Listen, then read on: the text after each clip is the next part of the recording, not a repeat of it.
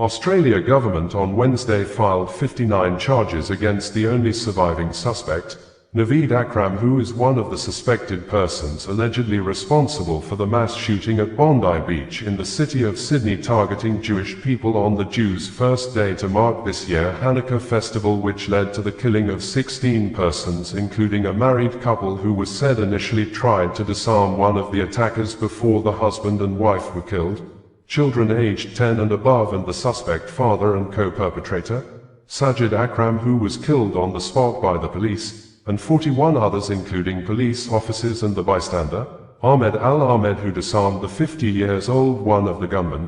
Some of the 20 of the injured persons are still in critical condition in the hospital based on statement issued on Wednesday by local authority in Sydney. This, according to the New South Wales Police Force in a statement published on its website on Wednesday. The suspect was brought before the court, following extensive inquiries under Operation Arcs. Today, Wednesday the 17th of December, New South Wales Joint Counter-Terrorism Team, JCTT investigators attended a hospital where they charged a 24-year-old Bondi man with 59 offences, including commit terrorist act, 15 counts of murder, 40 counts of cause wounding, grievous bodily harm to person with intent to murder, discharge firearm, intent cause grievous bodily harm, cause public display of prohibited terrorist organization symbol, place explosive in near building with intent cause harm. And the court adjourned the case to April 2026 after the suspect made first appearance from his hospital bed before the Bail Division Local Court 7 via audio-visual link, AVL. The suspect was critically injured during the incident on Sunday, and had his first hearing from his hospital bedside, the local New South Wales court said. Earlier on Wednesday, New South Wales Police Commissioner Mal Lanyon said they were waiting for medication to wear off before formally questioning Akram. For his fairness, we need him to understand what is exactly happening, Lanyon said. Police have designated the attack a terrorist incident, with Australian Prime Minister Anthony Albanese saying it appears to have been motivated by Islamic State group ideology. Police said, homemade Islamic State group flags and improvised explosive devices, IEDs, have been found in the vehicle used by the gunman. According to the New South Wales Police Force, the New South Wales Joint Counter-Terrorism Team has formally charged a 24-year-old man alleged to be one of 2 gunmen responsible for the Bondi Beach mass shooting that claimed the lives of 15 people. About 6:40 p.m. on Sunday the 14th of December 2025, emergency services were called to Bondi Beach following reports of a public place shooting. Officers attached to Eastern Suburbs Police Area Command, surrounding commands, and specialist police responded and located 2 men using long arms to fire into crowds of people. Multiple officers exchanged fire with the gunman, and 2 officers, a constable and probationary constable, suffered gunshot wounds. During the incident, 1 gunman, a 50 Israeli government has blamed the Prime Minister of Australia, Anthony Albanese, over the father and son terrorist act of mass shooting in Bondi Beach on Sunday evening around 6:47 p.m. in accordance with Australia local time, leading to the killing of 16 persons, including one of the suspected terrorists and a 10-year-old girl, and 42 others sustained injuries, according to the Premier of New South Wales State, Christopher Minns, when members of the Jewish community in the Sydney City of Australia came out in large numbers on day 1 to celebrate this year's Hanukkah festival. This, the Israeli government, through the video statements made by the Israeli Prime Minister, Benjamin Netanyahu, during government meeting in Dimona, and when he lit the first Hanukkah candle in Israel later on Sunday, said, there may be more terrorist attacks on the Jewish people because the Australia government is weak. We know there will be additional attacks. The safest place for the Jewish people in the world is where the government, the army, and the security forces will defend them, saying, on August 17, 2025, he wrote a letter to the Prime Minister of Australia wherein he said, your call for a Palestinian state pours fuel on the anti-Semitic fire. It rewards Hamas terrorists. It emboldens those who menace Australian Jews and encourages the Jew hatred now stalking your streets. Anti-Semitism is a cancer. It spreads when leaders stay silent. It retreats when leaders act. I call upon you to replace weakness with action, appeasement with resolve. Instead, Prime Minister, you replaced weakness with weakness and appeasement with more appeasement. Your government did nothing to stop the spread of anti-Semitism in Australia. You did nothing to curb the cancer cells that were growing inside your country. You took no action. You let the disease spread, and the result is the horrific attacks on Jews we saw today. In a tweet posted through his personal verified X social media account few hours ago, Australia Prime Minister Anthony Albanese said, "In moments like this, we must come together. Australia stands united against hatred and terror." Speaking during the news conference on Sunday, Australia's Home Minister, Tony Burke, gave more details about the gunmen, who happened to be father and son, Sajid Akram and Naveed Akram. He says the father arrived in Australia in 1998 on a student visa. The son, who we know is Naveed Akram, is an Australian-born citizen. The father, a 50-year-old, was killed at the scene, taking the total number of dead to 16, while his 24-year-old son is in a critical condition in hospital. Local media reported that both men pledged allegiance to the Islamic State group, adding that Naveed first came to authorities' attention in October 2019, but the Australian Prime Minister said an assessment was made that there was no indication of any ongoing threat or threat of him engaging in violence. His father arrived in Australia on a student visa in 1998, which was transferred in 2001 to a partner visa and later resident return visas. Meanwhile, the man who tackled one of the gunmen to the floor and saved people from getting shot at Bondi Beach in Australia was identified as Ahmed Al-Ahmed. Not less than 11 persons, said to be mostly from the Jewish community and police officers, were shot dead by terrorists on Sunday at Bondi Beach in the Sydney city of Australia, as thousands came out to mark this year's Hanukkah or Hanukkah festival, a festival that is known as the Jewish Festival of Lights, usually an 8-day winter celebration marking event of the rededication of the Second Temple in Jerusalem and a miraculous long-lasting oil supply, observed by lighting candles on a menorah, Chanukya, and reciting special prayers, and eating oily foods like latkes and sufganiyat, which symbolizes Jewish resilience and freedom. The terrorists attacked the Jewish community on the first day of the festival after Israel government had on Saturday authorized the killing of a senior Hamas commander, Raad Saad, who Israel, through a statement issued by the Office of the Prime Minister of Israel, stated that, in recent days, Raad Saad had been engaged in rehabilitating the terrorist organization, planning and carrying out attacks against Israel and rebuilding an attack force, in blatant violation of the ceasefire rules and Hamas's commitments to adhere to the US President Donald Trump's plan, stating, instead of promoting demilitarization, he was engaged in rearming for acts of terrorism. Although Israel government has not issued any statement since the Sunday attacks on Jewish community in Sydney as at the time of filing in this news report on Sunday, but Hamas, in a news report published by Al Jazeera, confirmed that Saad had since been killed by Israeli soldiers in the Gaza city of Palestine. One of the video footages of the Sunday attack on the Jewish community in Sydney showed a moment an apparent very brave man disarmed one of the gunmen during the mass shooting, overpowered the suspected terrorist, collected the gun and turned the gun against the suspected terrorist without shooting him, and the suspect gets away, then joins another suspected terrorist shooter who continues firing from a bridge. New South Wales Police declared the shooting as an act of terrorism, and the New South Wales Police Commissioner, Mal Lanyon, said an improvised explosive device was found in a car at the Bondi Beach, linked to the deceased perpetrator. The police commissioner added that a rescue and bomb disposal unit has been deployed to the scene.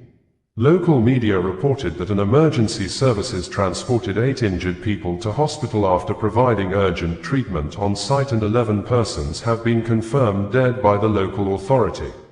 Australian Prime Minister Anthony Albanese called the scenes shocking and distressing, and said police and medical teams are continuing efforts to protect lives as the investigation develops. The police confirmed that there are 2 known suspects. One is dead while the other is in a life-threatening condition in hospital. Officers are currently investigating whether there was a third perpetrator involved in the attack. An improvised explosive device was found in a car at Bondi, which was linked to the deceased perpetrator. We'll bring you the latest updates as we get them.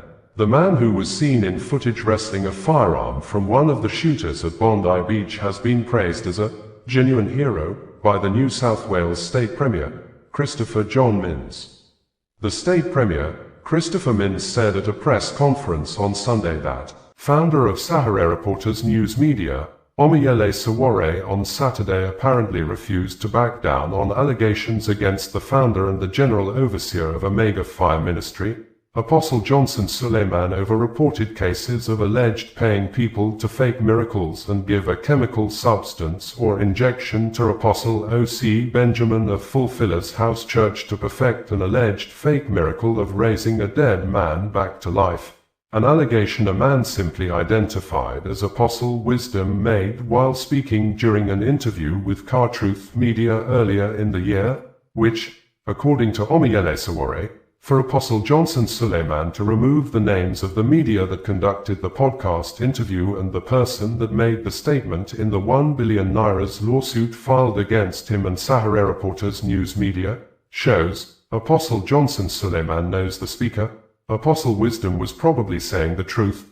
This, Omoyele Sowore stated in reaction to the statement earlier made by Apostle Johnson Suleiman on his personal social media accounts on Saturday, accusing the founder of Sowore Reporters, Omoyele Sowore, of always trying to play the victim's role that wants to be persecuted for fighting for Nigeria, whenever a case is filed against him in the court of law for passing across false and misleading information to defame someone's character, saying that forgiveness is predicated on the admission of guilt and one cannot forgive someone who has neither acknowledged wrongdoing nor shown remorse.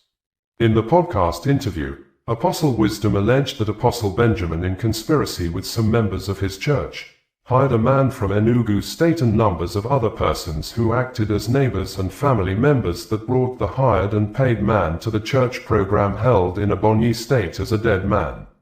According to the Apostle Wisdom, the hired man who pretended to be dead was put inside a coffin and transported from Enugu to Bondi State with an ambulance. He said the coffin was not covered until the man was brought closer to the church to avoid him being killed out of suffocation. Apostle Wisdom said the initial plan was to inject the hired and paid man with an injection Apostle Johnson Suleiman allegedly gave to Apostle Benjamin. Apostle Wisdom added that Apostle Benjamin refused to use the injection because he was afraid that the chemical substance may kill the hired and paid man. Hence, they decided to open the coffin until the time for the fake and staged miracle was to be conducted. To buttress his facts, Apostle Wisdom said the man that was brought as if he was dead to the church program was sweating because the few minutes the man was covered inside the coffin, he suffered some level of heat that made his body start sweating. Sowore, in numbers of statements between Friday and Saturday, said, "For your information, Apostle Johnson Suleiman has sued me regarding the controversy surrounding his alleged support for individuals faking miracles during an interview conducted by Truth. This lawsuit marks the second occasion Apostle Johnson Suleiman has taken legal action against me over contentious decisions made during his ministry, following a previous lawsuit concerning Stephanie Otobo that he later amended and removed Otobo. The case has been ongoing for approximately 8 years. And the most straightforward aspect of apparent unsafe nature of Nigeria was recorded again on Sunday in the southeast geopolitical zone of the troubled West Africa country after suspected terrorists launched multiple attacks in Anambra state, killing several numbers of persons after the suspected terrorists attacked a church at Lilu community within Ihiala local government area in the morning and burned part of the St. Andrew's Anglican Church, where the wife of the pastor was brutally murdered at the spot, and in the evening, the suspected terrorists took the hit to Anambra market in Nawfia community and shot sporadically into the Afore market in the Njikoko local government area, causing several casualties, with video evidence from residents indicating that 4 of the bodies died on the spot and were in their pool of blood and large numbers of others rushed to the hospital. This the Nigeria police force has confirmed the suspected terrorists' attack on Anglican Church in Lilu but yet to issue statement as at the time of filing in this report on Monday morning over the attack on Market in Nawfia. According to residents, yet to be ascertained total numbers of persons were killed when some unknown armed men launched an attack near the Sowore Market Junction in Nawfia community, in Jikoko local government area of Anambra state on Sunday. At St. Andrew's Church in Lilu, the venerable wife was shot and the target of the attack. The pastor escaped into hiding and was later kept at a security safe place looking traumatized.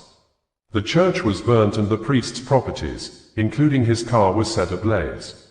In a statement on Sunday, Chief Daniel Okoye, the President General of Nawfia Progressive Union, gave a brief account of the attack on the Anambra market, saying, "This evening, I received with deep shock the tragic news of an attack at the Sowore Market Junction in Nawfia community.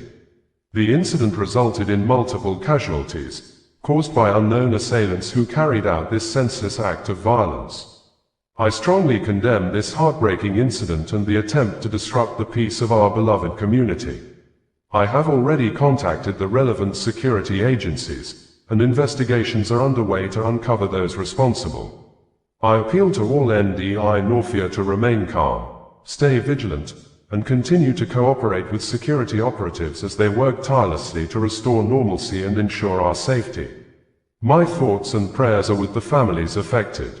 On behalf of the Nawfia Progressive Union, I extend our deepest sympathies and assure you that we are fully committed to supporting efforts aimed at protecting lives and maintaining peace in Nawfia." Anambra State Command of the Nigeria Police Force, in a statement on Monday early morning, said, "The Commissioner of Police, Anambra State Police Command, CP Ikioye Oratugu, condemns in the strongest terms the attack in the morning of the 7th of December 2025, carried out by armed criminals which resulted in the death of one person confirmed with serious injuries inflicted on a few others, including the church building partially burnt, and other properties destroyed at a church premises in Lilu, Ihiala local government area."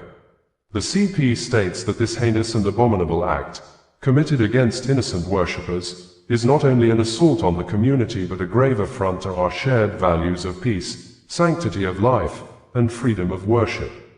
The command extends its deep. President Bola Ahmed Tinubu of Nigeria has expressed happiness that Nigeria troops, both air and land soldiers, have successfully foiled the coup attempt in Benin Republic on Sunday, saying, "Latest report from the Benin Republic indicated that Colonel Pascal Tigri, the leader of the mutineers who seized the country's national television on Sunday, is on the run and some other members of the group have been arrested as the defense and security forces in the country thwarted the attempted putsch, and, according to the Nigeria president, Nigeria government acted on two separate requests from the government of Benin Republic, saying, President Tinubu first ordered Nigerian Air Force fighter jets to enter the country and take over the airspace to help dislodge the coup plotters from the national TV and a military camp where they had regrouped, and secondly ordered ground troops into the Benin Republic territory, which the Nigeria military troops have been confirmed to have taken positions in both air and land space in the Benin Republic, with some local residents saying a few minutes ago that the gun battle is still ongoing.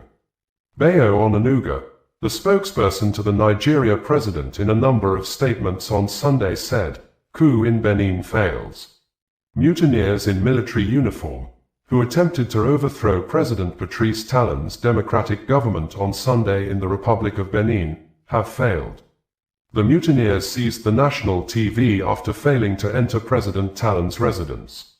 The latest report from Cotonou said the National Guard has taken control of the situation and surrounded the television station. According to 24 Hours in Benin, discussions are underway with the mutineers, now holed up inside the station. Benin's Interior Minister, Alassane Sidou, says the country's armed forces have thwarted an attempted coup. His statement came after soldiers appeared on state television and announced the removal of President Patrice Talon, the closure of borders and suspension of political parties. President Bola Ahmed Tinubu has commended the gallantry of Nigeria's military on Sunday for responding swiftly to the request by the government of Benin Republic to save its 35-year-old democracy from coup plotters who struck at dawn today.